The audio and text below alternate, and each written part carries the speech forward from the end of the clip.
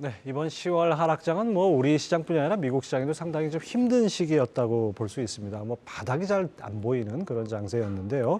요즘 미국 시장에 직접 투자하시는 분들이 많기 때문에 미국 시장 분석 의미가 있고 또 그럼으로써 우리 시장 보는 안목을 키울 수 있는 점에서 매주 월요일 미국 시장을 분석하면서 투자 전략을 세워보는 그런 코너를 마련했습니다.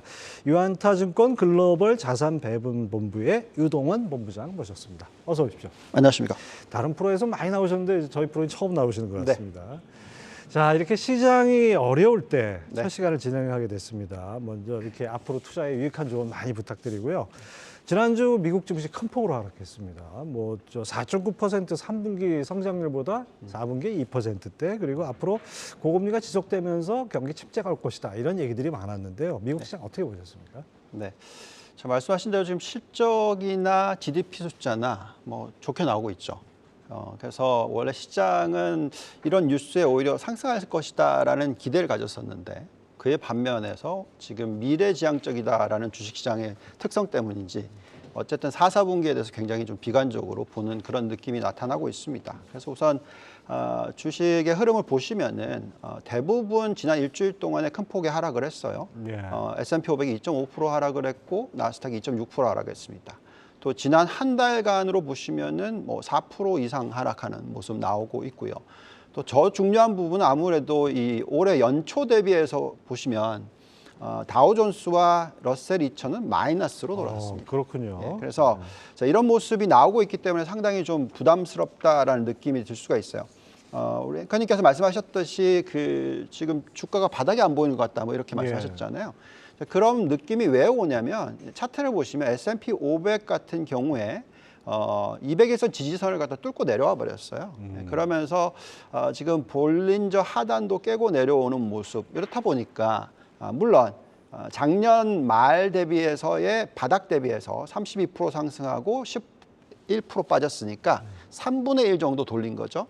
그래서 여기서 돌리면 괜찮은데 지금 기술적인 지표로서는 아직까지 뭐 바닥이냐 아니냐 뭐 이런 얘기를 자꾸 하는 거죠.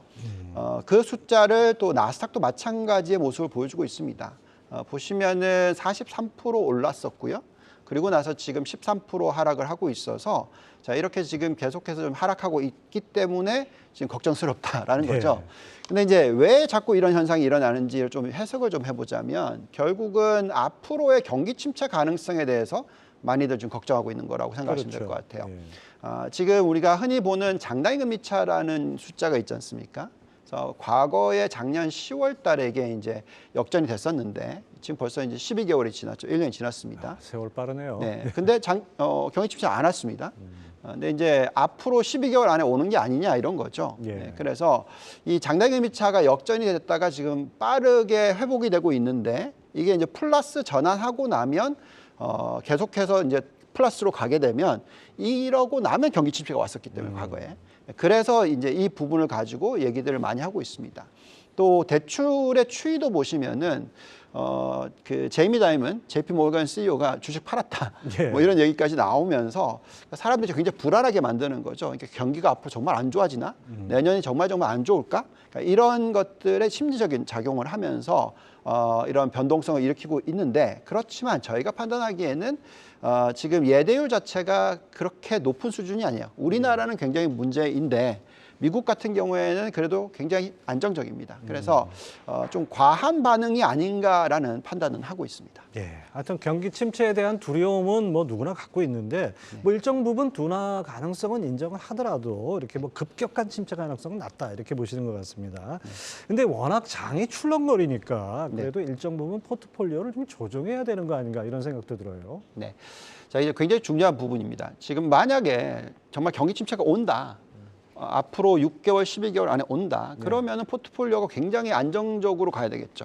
그래서 주식은 많이 던지고 뭐 채권을 많이 사고 그러니까 이런 전략을 펴야 될 것 같습니다. 그렇지만 저희의 판단에는 그렇게 급격한 경기 침체가 올 가능성은 굉장히 낮다라고 저희는 판단하고 있습니다.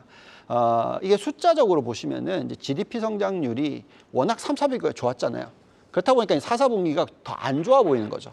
예. 사실 근데 2%대도 무지하게 높은 건데요, 미국은. 그래서 2% 정도의 성장률이 나온다면 그거는 경기 침체는 아니죠.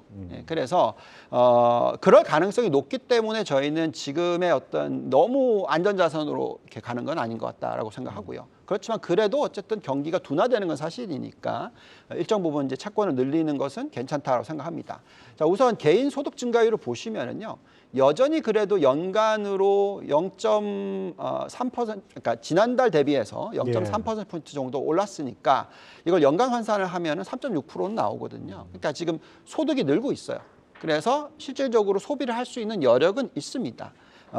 여기에 또 실업률 관련돼서 어쨌든 이 실업수당 청구권 수도 보시면은 살짝 올라가긴 하는데 여전히 안정적인 모습이 나오고 있습니다. 그렇죠? 아주 무지하게 낮은 그래프상으로 보기에도 딱 낮게 나타나네요. 그렇습니다. 그래서 자, 이런 숫자가 나올 경우에 또 여기다가 임금 상승률도 한번 보실까요? 보시면은 어쨌든 떨어지고는 있어요. 전체적으로는 떨어지고는 있지만 그 수준이 4.3% 정도 수준이니까 뭐 이 정도면은 소비를 3%는 해주겠죠.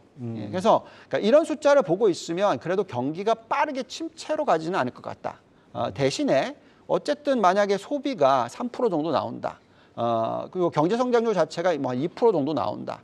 여기에 인플레이션이 한 2.5% 정도 나온다라고 생각하시면 그래도 국채 금리가 떨어지긴 떨어지겠죠. 지금의 5% 근처에서 아마 4.5%, 뭐 좀 많이 떨어지면 4% 미만까지도 앞으로 1년 동안 떨어질 수가 있습니다. 그래서 저희가 포트폴리오 상에서는 어떻게 생각을 하고 있냐면 저희는 원래 주식에 대한 비중, 미국 특히 훨씬 더 높게 가져갔어요. 그러니까 8대2 전략을 여태까지 계속 많이 펴오다가 최근 들어서 조금씩 이렇게 채권을 좀 늘리고 있습니다. 그래서 주식 비중을 70% 가져가고요. 채권 비중을 약 30% 가져가는 전략을 얘기를 하고 있습니다. 예, 뭐 하여튼 뭐 미리 지레 겁먹고 안전자산으로 다 갈아탈 필요는 없고 서서히 좀 비중은 조절하는 그런 배분이 필요할 것 같습니다. 자, 최근에 뭐 여러 가지 요인이 있겠지만 실적 시즌에 실적이 좋게 나와도 주가가 빠지고 뭐 실적이 안 좋게 나오면 더 빠지고 뭐 이런 상황이지 않습니까? 그래도 실적을 보지 않을 수 없는데 최근 발표되는 미국 기업 실적들 어떻게 평가됩니까? 네.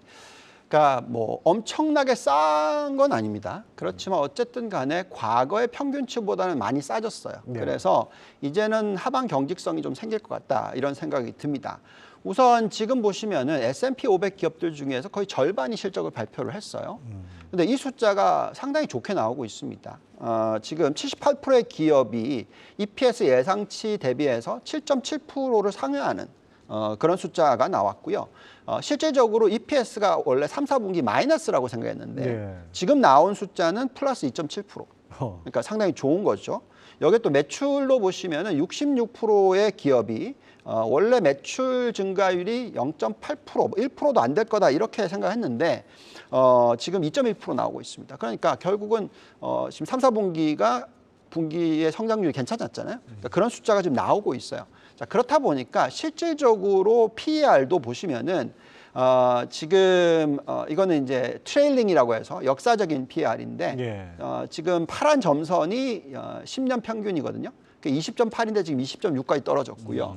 더 중요한 숫자는 아무래도 이제 미래 12개월 포워드인데 많이 떨어졌어요. 그래서 17.1배까지 지금 떨어져 있고요.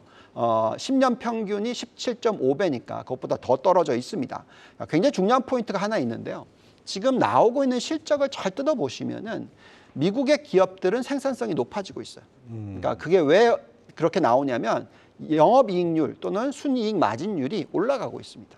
그래서 원래 예상했던 것은 한 16%대 중반 정도라 생각했는데 지금 50% 발표한 기업들을 보니까 12%까지 급등을 했어요. 그래서 이런 모습이 나오고 있다는 것은 GDP 성장률이 급격하게 깨질 가능성 또는 기업 이익이 급격하게 깨질 가능성은 굉장히 많이 낮아집니다. 그래서 제가 볼 때는 지금 좀 과민 반응하고 있다. 그래서 이런 실적을 가지고서는 어떻게 보면 이제 선택과 집중은 해야 되겠지만 아마 반등할 수 있는 그런 기회가 조만간 나올 거다라고 생각하고 있습니다. 네, 뭐 중동 사태 같은 이제 돌발 변수들이 이제 주가를 좀 붙잡고 있고 그다음에 이제 채권 금리가 워낙 높게 올라가다 보니까 좋은 뉴스가 나왔는데 좋게 반응을 못하는 그런 상황이 아닌가 싶습니다.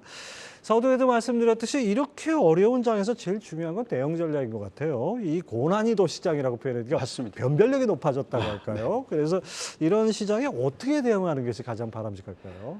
그렇죠. 이게 참 그렇다 보니까 기업을 뜯어볼 수밖에 없어요. 그러니까 심지어는 매그니피컨 세븐이라고 해서 7개 예. 종목에서도 어떤 건 급등하고 어떤 건 급락하고 그렇죠. 그러니까 굉장히 헷갈립니다. 그래서 그치만 어쨌든 전체 그림은 이렇게 보시면 되겠어요. GDP 성장률이 하락은 한다. 대신에 아마 2% 근처에 안정적으로 갈 것 같다. 자, 그러면 이제 이게 고성장 시대는 아니지 않습니까? 그래서 이런 성장 시대에서는 여전히 그래도 생산성이 높아지고 이익 증가율이 높고 매출 증가율이 높은 업종에 투자를 하는 게 맞습니다. 그래서 저희가 포트폴리오를 구성을 해보면은 저희가 큰 변화는 없고요. 여전히 이 대형 기술주, 빵, 마가 같은 종목들이 예. 포함되어 있는 대형 기술주, 그리고 이제 반도체 AI 이쪽을 정말 많이 들고 가죠. 그 두 개만 절반, 더 해도 네, 50%입니다. 그래서 저희는 여전히 여기에 이제 초점을 맞춰야 될 것 같고요. 그렇다면 근데 뭐 경기를 보고 있으면 중소형주에 대한 투자는 좀 조심하셔야 되겠죠. 중소형주의 이 매력도를 한번 뜯어 보면은 대표적으로 러셀 2000이라는 중소형주 ETF들이 있어요. 그 안에 보시면 이제 IWM, IWO, IWN이라는 게 있는데 중소형주를 투자를 하신다면 될 수 있으면 가치주 위주로 투자하셔야 된다. 중소형주 중에도 가치죠. 예. 가치주는 그렇습니다. 근데 중소형주는 성장주가 아니고요. 대신에 아까 보여드렸던 큰 종목들 이런 쪽은 아무래도 대형주 위주의 IT 쪽이 좋다라고 말씀을 드리겠고 그래서 이제 대형 기술주가 저희 들여다본 12개를 한번 보시면은 가장 대표적으로 뭐 엔비디아라든지 AMD, 인텔, 퀄컴 이게 대부분 다 반도체 쪽이죠. 예. 그리고 나서 이제 테슬라가 올라오고요. 그리고 또 이제 애플, 뭐 그 이외에 메타, 구글, 아마존 등등이 올라옵니다. 근데 중요한 것은 이런 대형 기술주의 상대적인 매력도가 전체 시장보다는 훨씬 높다라는 겁니다. 그래서 저희는 여전히 선택과 집중이 중요한데 이런 대형 기술주가 중요하겠고요.